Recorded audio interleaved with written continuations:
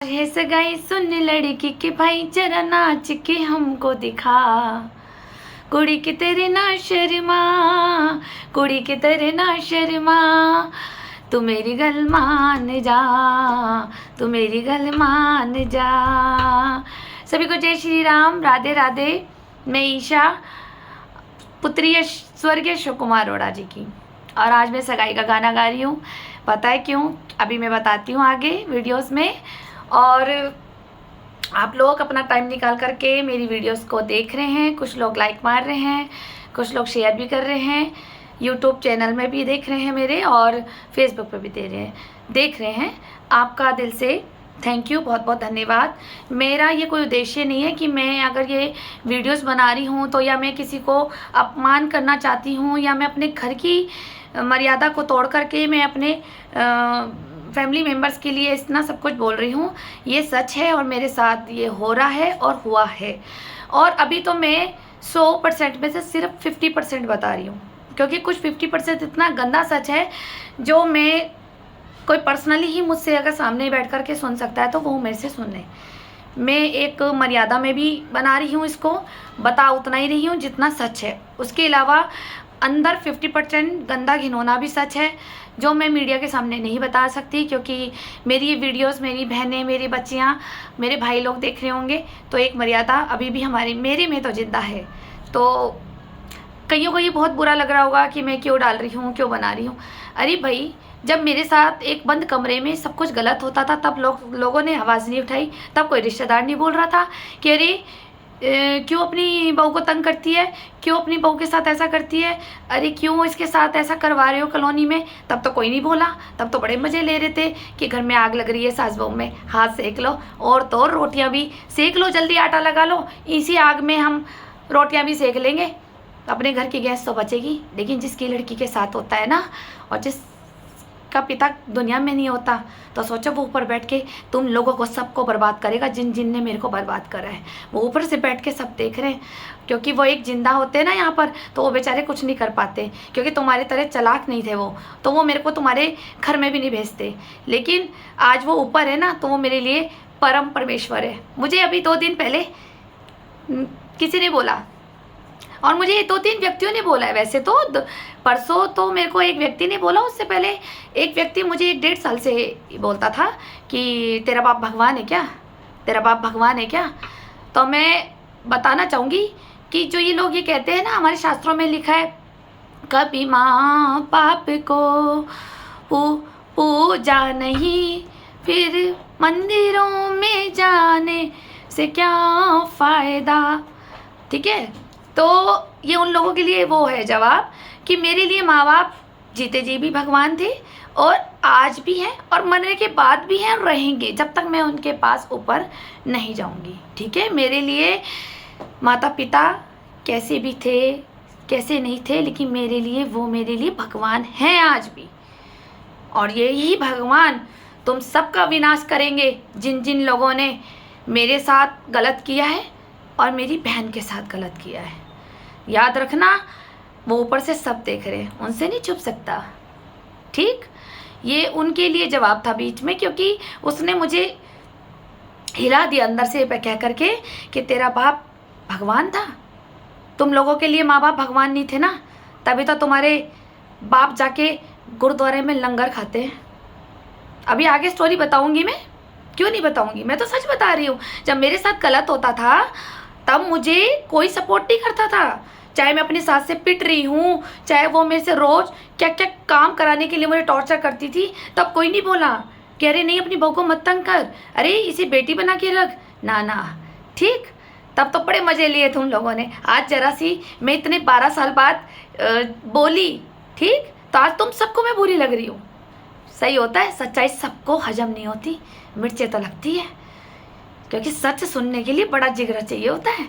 जैसे मैंने तुम सबका बदतमीजी, जलीलपन, हरकतें, गंदे गंदे टॉर्चर बर्दाश्त किए मैंने, घर से तो करे, पड़ोसियों से भी करवाए इन लोगों ने, पड़ोसियों से भी हमले करवा दिए इन्होंने।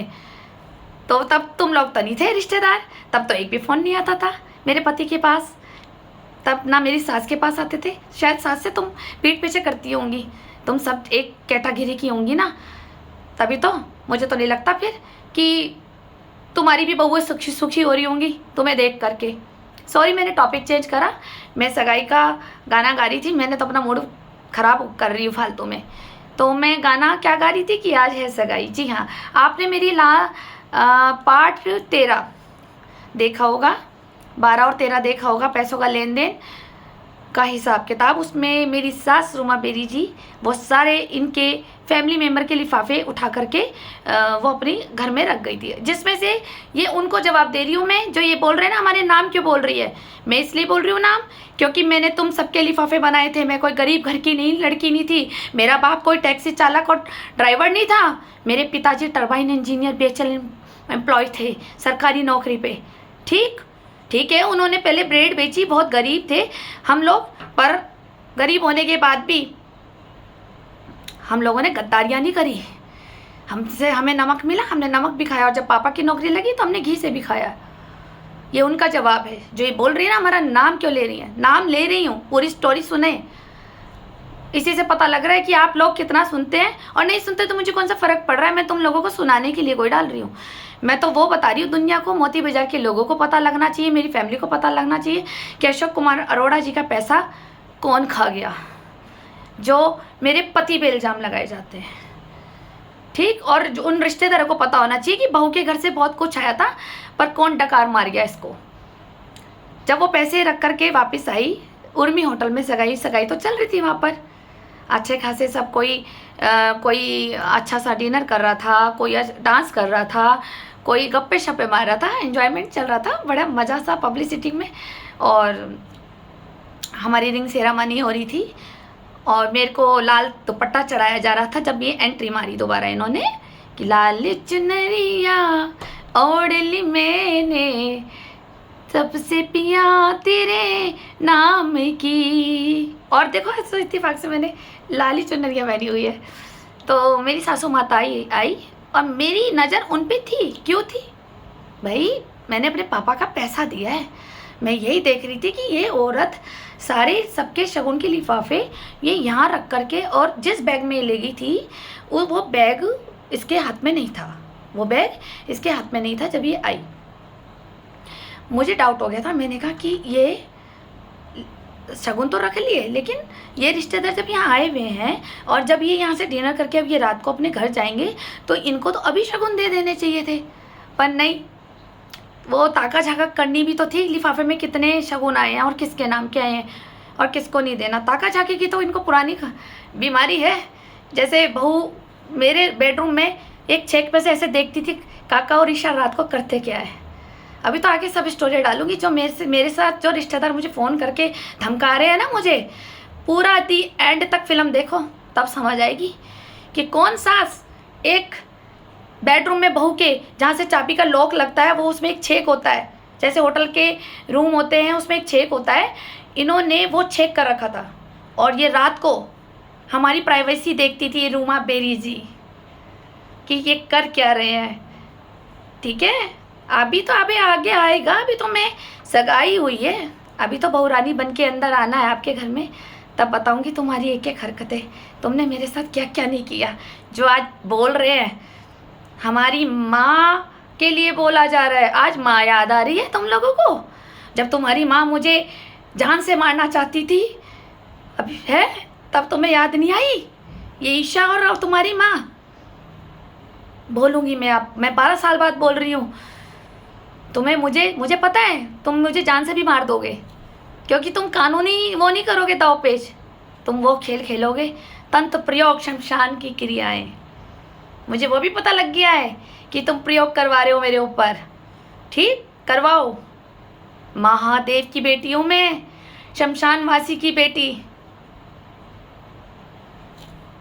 मेरे को तो कोई डर नहीं लगता शमशान जाने में, ठीक है, क्योंकि जाना ही वहीं है, एंड ही वहीं होना है।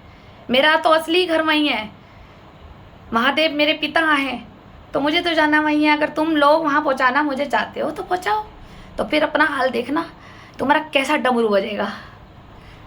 त्रिशूल भी है महादेव के हाथ में और सांप भी है, तुम्हारे जैसे सांपों को वो अच्छी तरह डसना चाहते हैं महादेव।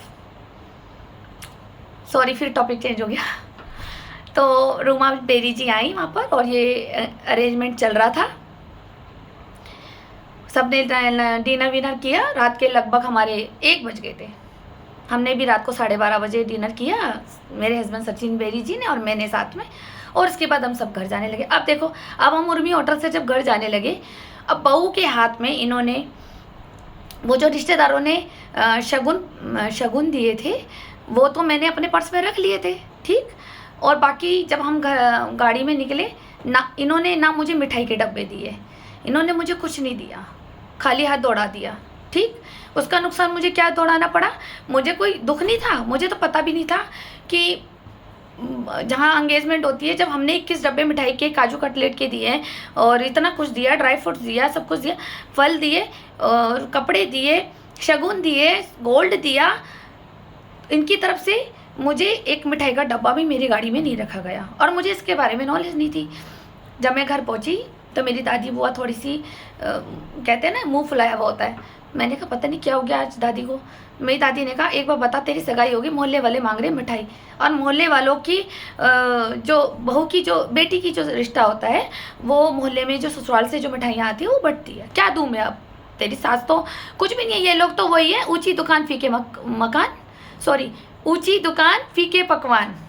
ये वर्ड्स मैंने सुने अपनी बुआ से, दादी से।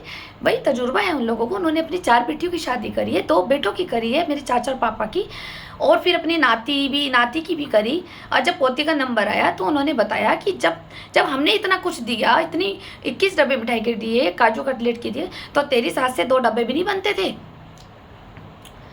मुझे नहीं पता था नॉलेज, लेकिन ठीक है, फिर मैंने क्या करा, फिर मैंने 20 डब्बे मिठाई के और मंगवाए और मैंने मोहल्ले में 4-4 रसगुल्ले और 1-1 मट्ठी जो भी होता है वो मैंने सब बंटवाया।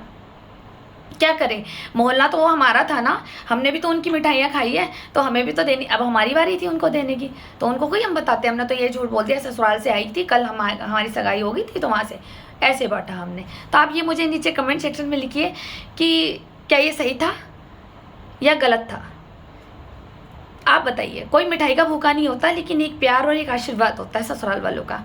लेकिन अमीर लोग हैं ये, ठीक है, हम तो गरीब हैं, गरीब घर की है, तो ये गरीब घर की है, तभी ये रूमा बेरी जी ने एक डब्बा भी नहीं दिया अपने रिश्तेदारों को दिखाने के लिए गरीब घर की है।